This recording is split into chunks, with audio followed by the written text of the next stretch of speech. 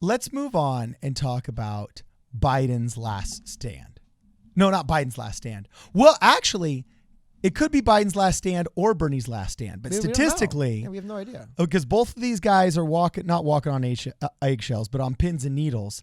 The stats, so interestingly, have skyrocketed and flip-flopped to being overwhelmingly in Biden's favor. In this Super Tuesday 2, we want to call it, or whatever. And I mean, cripplingly against Bernie Sanders. However, for those of you that remember 2016, and not just the general election and Donald Trump's underdog victory, but Bernie Sanders' underdog victories in the 2016 Democratic primaries. As we were speaking in the live stream yesterday, Bernie Sanders had a 100-1 odds of loss, okay, in Michigan. He was overwhelmingly declared the person with whom Hillary was going to be mopping the floor in Michigan. And from behind, he actually ended up winning the state. And it was like one of the greatest delegate and popular vote underdog victories of all of 2016. Okay. And you really have to ask yourself, what kind of prediction models can give somebody a 99% chance of victory and then watch them lose completely within 24 hours? It really calls into question the prediction models, right? Well, 538 today says there's a 77% chance of victory of Joe Biden in all of the states. And in Michigan, once again, he's enjoying a 100-1 odds. But can Bernie come back from behind again? So here's some final predictions that we have of how the polls are going to be reacting today. Well, really quickly, I want to just to the same 538 data they're showing. I think it's really interesting to highlight is we have seen, you're talking about how much can we look at the polls. Today, 538 tells you 99 in 100 odds, 99%. But get this. When the forecast launched, Joe Biden was the front runner, right? Yeah. About a week later, on the 3rd of February, he was probably in single digits here at his bottom. And just look at this drop. I mean, it really is. It's not even a hockey stick. Line. It's like an Allen wrench, you know? Well, it's got to go longer to be a hockey stick, right? Yeah. But this dark gray line here was the odds that nobody would win. It'd be a brokered convention. Yeah. That has now plummeted to, it looks like Biden walks away with it. Again, based on him winning almost every state today. To be noted. That Clyburn guy that endorsed Joe Biden, that a lot of people think is the reason why he's one of the most influential politicians in like the American South. Yeah, I shouldn't say that Clyburn guy. Yeah. You know, that Bush guy. Yeah, remember when that Obama guy. Yeah, remember when he had his fish fry and every single candidate showed up there and paid their respects? He's one of the most influential politicians. It was obviously a big endorsement. But this though is a statistical representation of an endorsement's power right here. From that trough, that purple trough, that abysmally depressive, oh my gosh, I've wasted my time trough, all of a sudden, he is at a 99 in 100 chance of winning. Well, I think it just shows how that important is impressive. South Carolina was. Yeah. Winning that state so convincingly set himself up for the super. And it's only key to mention, there are some shenanigans going. Hey, by the way, surprise, surprise, shenanigans are going on counting votes in California. However, it does look like when it's all said and done, Bernie might walk out of California like plus 20 in delegates, which is not good. And in a state with 400 delegates that you're supposed to own, being plus 20 is not really a win because Biden's going to walk away, it looks like, with maybe close to 200 as well. So it's like, well, I guess I didn't lose it, but stuff like that is. So, but to your point, if Bernie pulls off multiple 99-1 upsets, I guess. Yeah. Which it's 99-1 upsets only, and it cracks me up. It's like I love when they'll have like in sports, they'll have like the chance of winning. Yeah. At this point in the game, this team has a 99.7% chance of winning. There's been multiple times in my life I've read that and just said like, man, but like in reality, like they probably have like a 50. Like you could look at some of these states that are 99-1, but like in reality, it's like, dude, I don't think Joe Biden some of these states in the South, Joe Biden does seem to have locked up. But like, yeah, I don't know. Maybe Michigan isn't 99-1. Maybe it's a lot closer than that. Maybe a couple of these states like North Dakota, for example, or I don't know. I just definitely think that some of these slam dunk, those projections always, I'm like minus 20 points immediately. I'm like, dude, no, they're. I thought Bernie Sanders was 99-1 to own California, and it looks like he's going to come out like barely ahead. Like, I don't believe any of these anymore. Yeah. So anyway, when you burn through this, it's pretty interesting that apparently Biden is forecasted to end up winning 59% of the vote in Michigan and in 80% of the simulations, meaning when the supercomputers collect all the data and say, oh, well, if there's adverse weather, oftentimes that affects 10%, this kind of demographic. Oh, whenever there's, early voting, it augments this demographic. And they put in all the different scenarios that the computer's algorithms can cram. In 80% of those simulations, he wins between 52 and 65% of the vote in Michigan. If you cruise down and you actually look at the second state there, the Washington primary, the one we were talking about earlier, Biden is forecast to win an average of 44% of the vote in Washington, and 80% of the simulations he wins 36 to 51%. All right, he has a 3 in 5 chance of winning the most votes over Sanders. All right, and then you look at the delegate count, and once again, it's not like you said, kind of like this winner take all smash and grab for Biden. He does eke out a victory in delegates in all of the states, but it's not by as thick a margin of victory as you would want to see. You know what I'm saying? It's just the amalgamation of all of them, all of those individual states. Does inherently become overwhelming. And same thing happens in Missouri. He's forecast to win 61% of the vote in Missouri, all right, with 43 of the delegates there. And then in Mississippi, 67%. And then if you go down and you look at the Idaho primary, by the way, the Idaho primary is really funny. When you look at this map, I didn't realize this, but there's only 2 congressional districts in Idaho. When you're looking at like Detroit and you're looking at all these other states, there's all of these districts and stuff like that. And actually, I shouldn't say congressional. Michigan. Yeah, sorry. You said Detroit. I'm like, what? Detroit? I meant Michigan. Yeah, you look at Michigan. Yeah. Well, Michigan. But you look at the delegate map. Can you show them the delegate map on Idaho when you just cruise down really fast? I don't think I have it's really funny. I don't have it. Oh, you don't? Maybe I'm looking at a different article. Sorry. Anyway, if you look at the Idaho map, there's only 2 of them. It's really funny. And it looks like that there's 7 delegates that are going to be going to Biden from Idaho. So anyway, the other interesting one that they've been having trouble getting a lot of data on and forecasts on, guess what it is? Because I believe the Marianas vote, but there's another obscure one that we talked about, Andrew Yang possibly being able to do well in because he was one of the few that had gotten on the ballot for... But Democrats abroad? Democrats abroad. Yeah. Well, I mean, everyone's on the ballot, just he got on there earlier. Yeah. So that is one that he is actually not as clear-cut of a winner, and it's because they've been having such trouble getting and gleaning data from the Democrats abroad. So...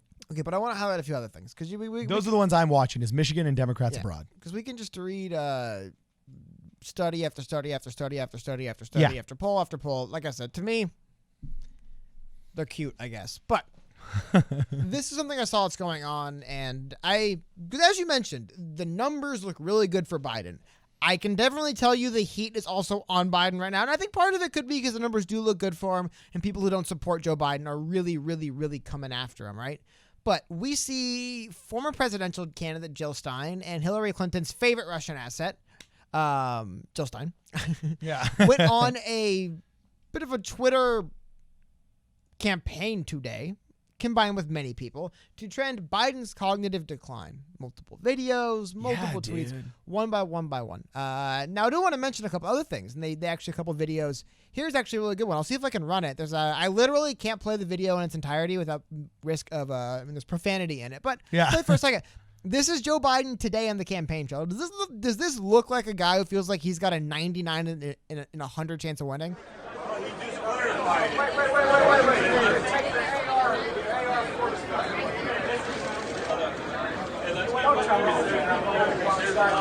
That's like angry grandpa.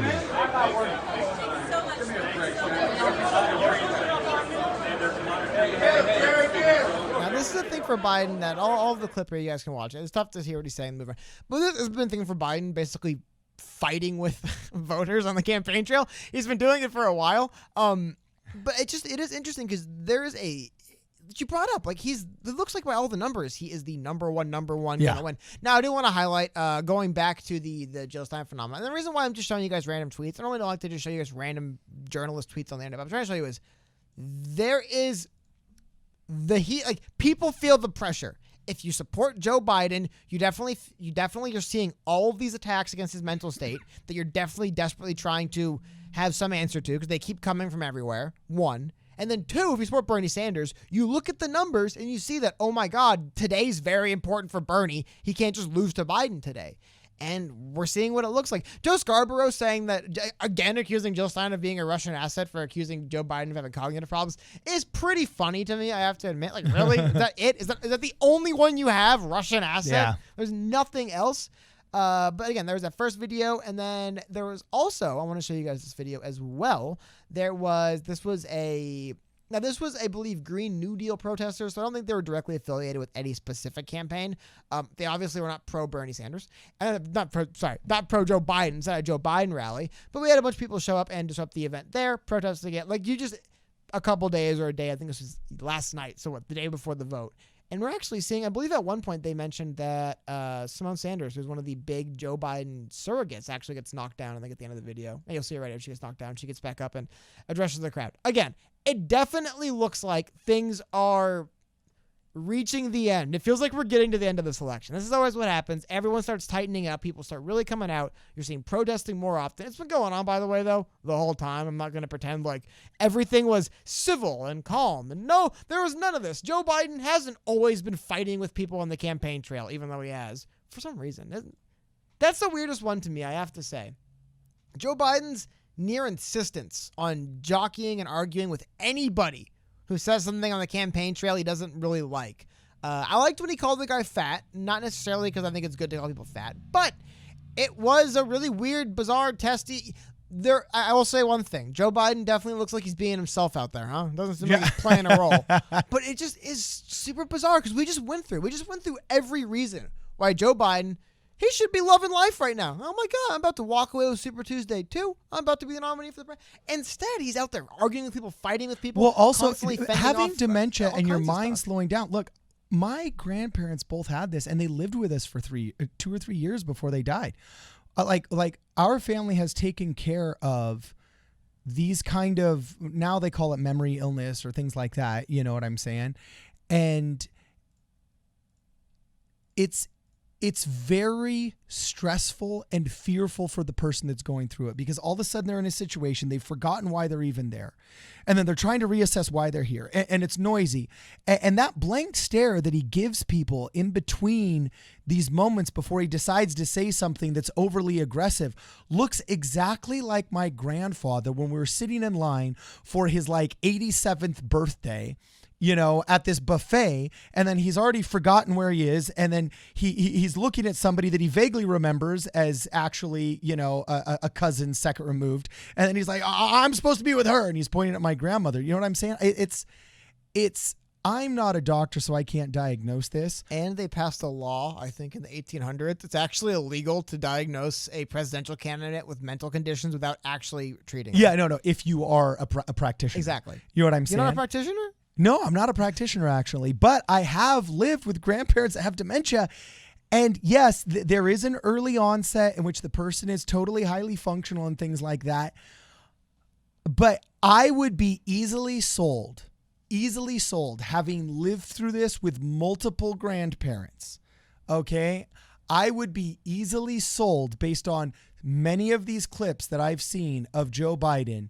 I would be easily convinced if a practitioner were to say, I think he already has memory illness problems. We noticed this with Ronald Reagan when they dragged him in front of the congressional campaigns. Here's the thing, though. First of all, congressional committees. I know, but here's what's difficult. Because I agree. I'm not going to sit here and say Joe Biden seems sharper now than he did 30 years ago. It doesn't seem to be the case. He definitely seems to still have a lot of energy in him, right? So he's vigorous. Physical ailments. But the bigger thing I would say, it's really tricky and weird because like one, this actually was, I forgot. I want to, I don't, it's, I forgot the president, but somebody was running for president and somebody ran like a full page ad in a newspaper saying 9 leading psychiatrists have declared my opponent is insane. And they actually did have to implement some laws to make it so you couldn't do this stuff anymore. But there is a part where I don't want to buy into political propaganda either because Joe Biden's kind of weird. You know what I mean? Because he is kind of weird and he has unique mannerisms and he kind of has. I'm not trying to defend Joe Biden. I'm just saying it's also difficult to just say this person I've never met, who I just watch mostly out of context clips on the internet of. Because in all fairness to Joe Biden, I'm not sitting by my couch like I can't wait to watch the whole 90-minute Joe Biden speech. I normally catch little clips from here and there. Every now and then I'll watch a full interview, but there's very few. Andrew Yang's probably the one person I'm like, awesome. He's speaking for 2 hours. I can't. Yeah. There's so many other politicians. Most of them all just try to. No, like, John Delaney. Well, no, actually, John Delaney. I've seen Delaney speak live, even Delaney. But it's weird. I don't know those people personally, and I do agree there is some things to bring up. Like you said, the weird, how on edge and how quickly he used to snap at people in front of him is bizarre. It's like, especially as we highlight, it's like, dude, you're winning because like, it's a stressful situation. But again, I just don't want to any lawyers out there, I am not declaring there's anything wrong with Joe Biden's cognitive state. Well, you couldn't get in trouble because you're not a practitioner. But I'm not. We can do it all day long. I get it. I don't think people should. I'm just saying it's. But this is weird. Again, I guess a better way. He's a stable genius. I'm putting is Jill Stein is literally for what this goes back 17 hours. I think this is where it starts, and you could she had Biden's cognitive decline in every single one of these tweets for about a day straight. Well, this definitely does see. I think this is a little bit below Jill Stein. She did a great thing in 2016, but this does look like her. Yeah. I don't want to buy into this stuff either. Somebody just spamming it over and over again. I will admit, it does look like Biden's older now than he was before, right? Like but I'm still scrolling. And there we go. Yeah. We were stopped. So there is obviously. This does look like her attempting to jump into relevance by preying upon the weakness of. I kind of feel sorry for Joe Biden. I just really do. I just kind of feel sorry for him. You know what I'm saying? Hey, she is a medical doctor. Could she be held legally responsible? Oh, that's true. Ooh. That is a good question. Yeah. No, I mean, honestly, I remember reading something. Well, that law exists. People have obviously been accusing Donald Trump of it for years, and it's never been enforced. It's just one of those things. I think it's one of those laws that exists for when you need to enforce it. You know what I mean? For if it's like for example, if like CNN ran like a 3-hour special, like just showing, they did in showing out of context clips of Joe Biden saying, like they did in 2017. Well, then that should be. That's where the whole very stable genius came from, because there was that one doctor that was diagnosing Donald Trump with like paranoid schizophrenia and narcissism, and all that was stuff. wrong. It's like literally against the law for a reason. It's like, I don't know. I'm not really big on calling people things, but it does seem very callous towards people who actually do have some kind of emotional and mental problems to just sit on a couch and diagnose the president of the United States with all this stuff because you don't like him. You know what I mean? It's like, dude, there's people that actually suffer that stuff, and it actually does suck for them, and it isn't just some way to get a dig at the guy. It's just like actually people's, I don't know. That stuff does bother me. Another one of the reasons why I don't love seeing, but at the same time is this. I definitely think I don't also want to see Joe Biden become above criticism for being a weirdo that says stupid things. Because I think he's also getting off the hook a little bit for just being a weirdo who says dumb things, which I think is closer to the truth for him. He's kind of a weird guy. Yeah. He kind of has weird ways of touching people, right? Weird ways of speaking, weird mannerisms. And then every now and then he'll say something really stupid. That's kind of always been Joe Biden, but I also don't think he gets to get away with that because now we just say, oh, he's old and crazy. It's like, no, maybe he isn't old and crazy, and he's just a weirdo who actually does get into bizarre confrontations with random people over things. Like he does seem to, some people get ornery in their old age. Perhaps Joe Biden has gotten very ornery in his old age, and some of those quirks are becoming a little bit less cute, and that's what we're seeing. That's all I'm saying. Does that make sense? Yeah. Some of his old personality quirks are now not cute anymore, just some old grumpy man. I lament that our society rejects Joe Biden for being... we've become so much more separated as humans. Our human touch, the amount of 8 hugs that we meet per day has been lowered. I actually wish the world was a little bit closer to Joe Biden without the sniffing. I think the sniffing was weird. You know what I'm saying? I don't want more people being weirdos that touch people inappropriately and have these weird, bizarre... But this is the only thing I don't like about Jill Stein said. She said, correct diagnosis like dementia, Alzheimer's, etc. require careful medical evaluation and aren't simple and straightforward, but it's worrisome. You know what I'm saying? That we have somebody that needs intervention at the helm of a doomsday nuclear arsenal. That's simply not true. Well, also, unless you have like the 3 keys. Like you basically have to have buy-in from the Joint Chiefs of Staff. You have to have buy-in from the president. I mean, there's like, to launch a nuke, it's not a president walking in and pressing a button. Yeah. Well, okay, in the middle of the night because he's had a nightmare. Okay, that's not how it works. We've already figured this out. Once we developed the atomic bomb, we already figured out we can't just have an older person who has a psychiatric episode starting the apocalypse. Okay, so Jill Stein, come on. Even if he were to actually have a dementia-based episode or something like that, there already are security protocols in place where he would not be launching our nuclear arsenal. Well, okay, but like I said, so that's fear-mongering. Individual statements aside and, attacking people aside, I just want to say this. All I wanted to bring up was this. Joe Biden, as we've mentioned, is fending off media attacks on a daily basis of being accused of basically losing his mind, essentially. Yeah. In various ways. He also has a 99 in 100 chance of being the Democratic nominee for president today. It's so bizarre to me to see somebody who just like statistically, numerically, it looks like, it feels like he's just going to win. He's doing so great. He's cruising while also fielding all of this nonsense on a daily basis. Now, it has ramped up in the last few days as he's winning. It really has. But it really is just, it's weird. It's bizarre, man. Like part of it is part of it's haters because he's winning. It's going to happen. If you're winning, you're going to get haters. But it is a really unique spot to be in, especially for somebody winning as big as he is, right? Yeah. Maybe, I guess it makes more sense when you're walking away with it, if people to really come out with the gloves off. But we're seeing some gloves off stuff against Joe Biden. Now, and I will admit, part of the reason why it bothers me so much is I like to make fun of Joe Biden for saying weird, stupid, inappropriate things. But now I feel awkward doing it because I feel like I'm potentially making fun of somebody for like mental problems. You know what I mean? It's like, I don't know for sure but again, I don't like seeing at the same time politicians like him being let off the hook for saying things because we could just say, oh, well, he's like going crazy. It's like, or maybe he isn't and he really is a weirdo. Can we confront that? Can we just say that maybe he is just turned into kind of like a creepy guy in his older age? I don't know why that has to be like off the table. No, he's insane and unfit. Maybe he's just not the right time. I don't know. I don't want to go too far. I thought that was a really weird. Like I noticed 2 main Biden stories today. He's probably going to dominate the ticket, and he might have dementia. Those are the 2 primary Biden stories today, and it's so bizarre, when you look at like the voters, who they're voting for and what the media class. And again, what's unfortunate though? I don't know. I have to stop saying it's so bizarre when I say you look at what the voters are voting on and what the media class is talking about, and they're different things always. And I don't know, why do I keep running into this problem over and over and over again? Very, very, very, very weird stuff. But just fascinating. As we're coming down to the end here, seeing what those final things are. It appears, there we go, that's it. That's the unofficial anti-Biden. I don't want to accuse everybody who's pro or anti-Biden to being pro-Bernie, because they're not. It's never been that way, and for anything. There's always people who just don't want someone to win and don't care who does. But for the anti-Biden crowd, they definitely have came out in force over the last couple days with this stuff. And Joe Biden never helps himself, When he introduced his wife as his sister, ain't helping.